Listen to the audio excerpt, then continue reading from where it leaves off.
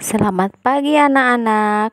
Hari ini kita akan belajar tema 4, subtema 1, pembelajaran pertama.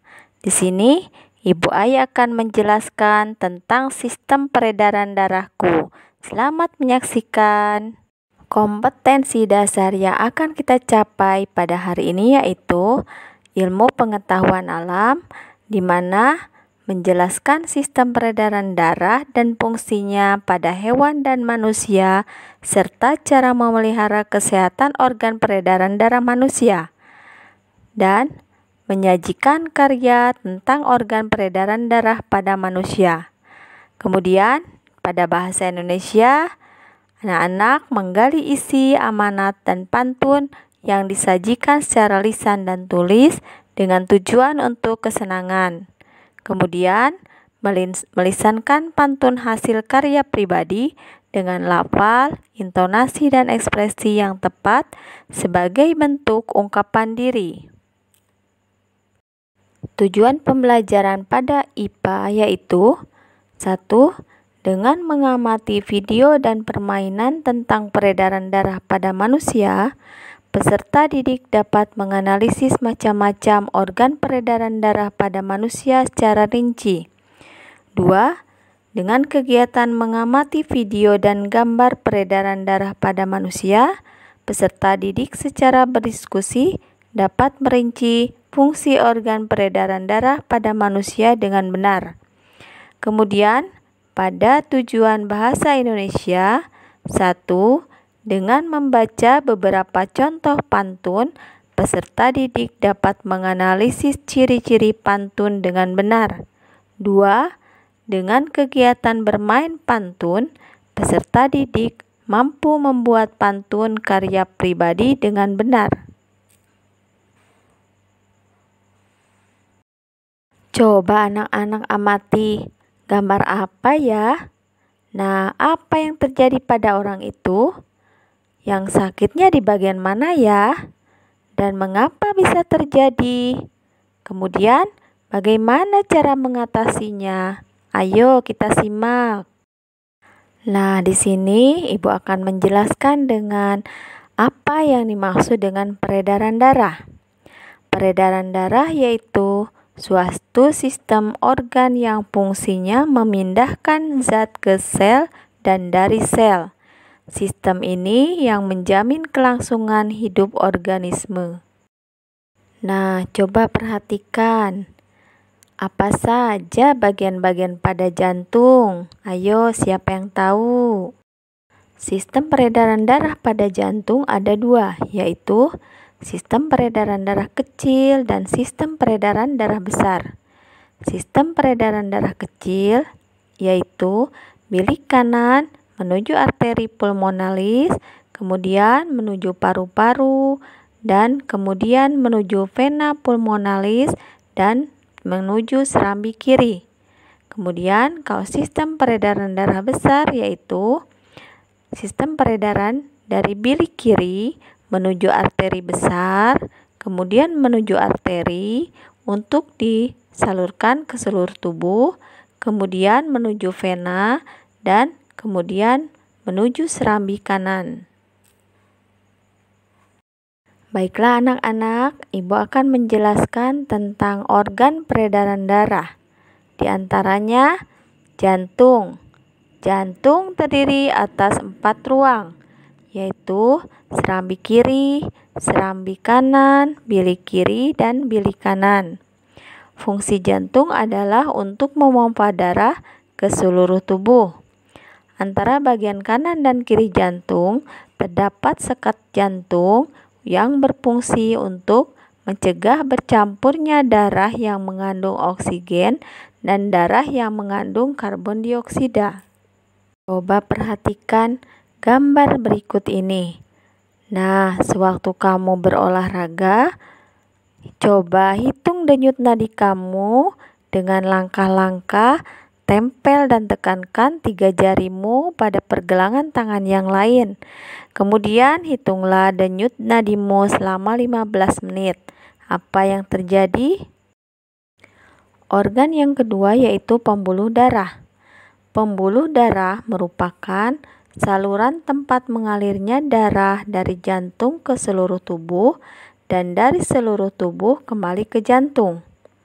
Pembuluh darah terbagi atas pembuluh nadi atau arteri dan pembuluh balik atau vena.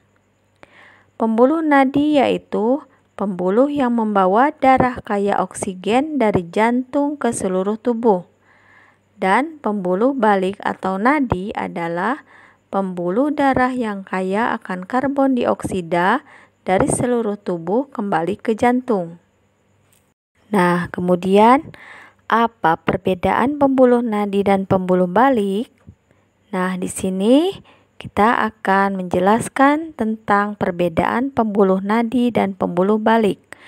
Pembuluh nadi itu bertempat agak ke dalam dan tersembunyi, sedangkan pembuluh balik tempat dekat permukaan tubuh dan tampak berwarna kebiru-biruan.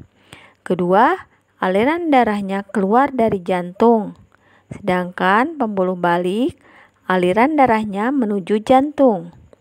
Ketiga, pembuluh nadi tekanan kuat sehingga jika terluka darah akan memancar.